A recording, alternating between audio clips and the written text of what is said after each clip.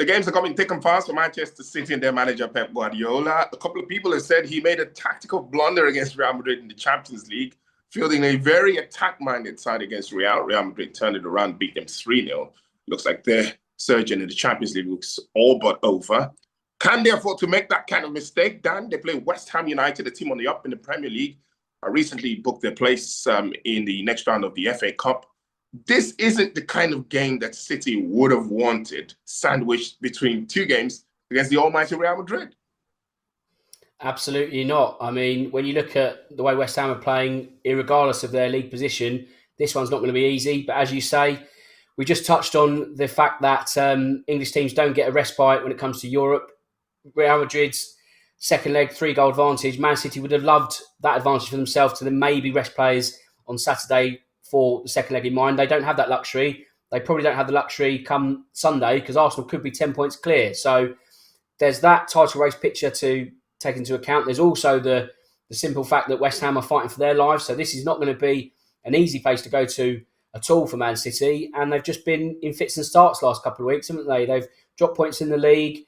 They were made to work slightly against Newcastle in the FA Cup. But then, as you say, Tolu, quite rightly, the tactical setup at the Bernabeu was completely wrong from Pep Guardiola. A rare misstep in terms of his tactics, but really costly. They can't afford to make that mistake on Sunday.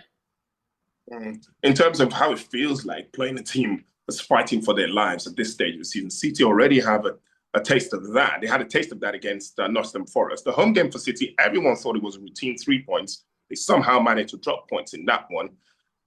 Is that the template for how West Ham approached this against City? City obviously had a Champions League game in midweek. West Ham pretty much fresh. Is this the kind of game that you probably will consider City as genuine title challengers? Or is this the game that you finally will understand that this City team is probably not at the level previous Pep Guardiola teams have been? Well, if they don't get 3 points, we can make that conclusion quite easily. We can also make the conclusion that if they don't and Arsenal win the day before, the title race is as good as done. So for City, I feel that they've got to bounce back. 2 points dropped against Nottingham Forest at home, a big slip up there. And you say rightly, Tolu, the template will be largely the same for West Ham.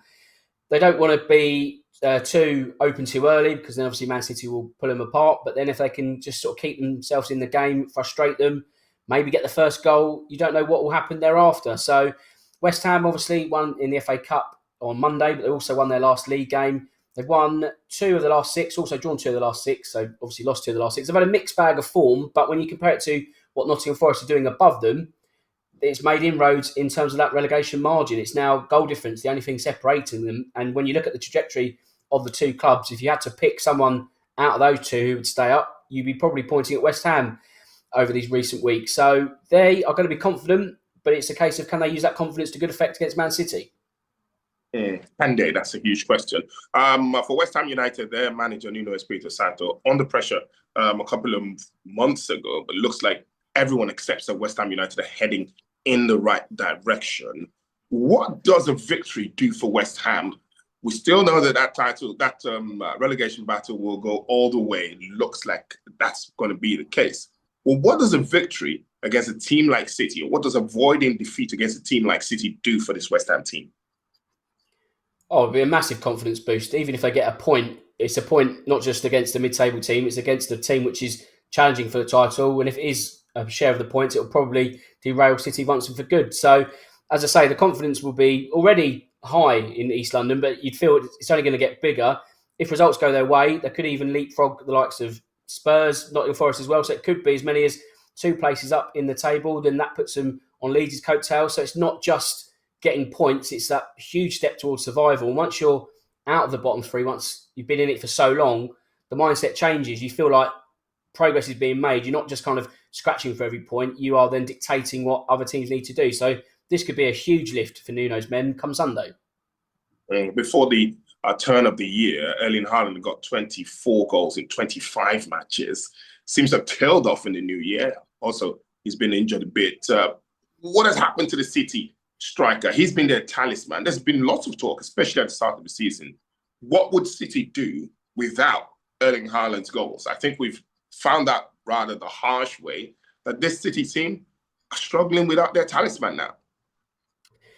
They're struggling in the context of how they've performed in the last couple of seasons with Haaland. But when you look at actually the number of goals they've scored, it's exactly the same as Arsenal. But maybe that's the difference in the sense that if Haaland was firing on all cylinders, they would have scored even more goals, and that points gap would have been a lot smaller, may not have even existed at all. So the fact that Arsenal have got a better defence compared to the same amount of goals being scored is arguably the reason why Arsenal are winning the title race at the moment. So we don't look at City and think, oh, they're a bad team. It's just that the levels are so high that even Haaland having a small dip creates this slight drop off, and they're not where you'd expect them to be. All right, so let's put our betting caps on for this one then. How do you see this one going? Well, I think Man City will win, but I'm going to be tempted in the goal scoring market. I really like the look, of Crescencio Somerville, West Ham, because so many people have labelled West Ham as a one-player club, that player being Jared Bowen. And at the start of the year, you would have thought he'd be the man that would have to roll up his sleeves and drag West Ham out of the bottom three. His input has been just as useful, but Somerville has been even better. He's been the absolute star of the past few weeks. So I think there's a great price in Somerville continue his purple patch. Whether it does derail City, I don't know, but I think he's going to get on the score sheet, and I think that's where the money is going to go on Sunday. All right. Thank you very much, Dan. Details as always. Thanks, Tolu.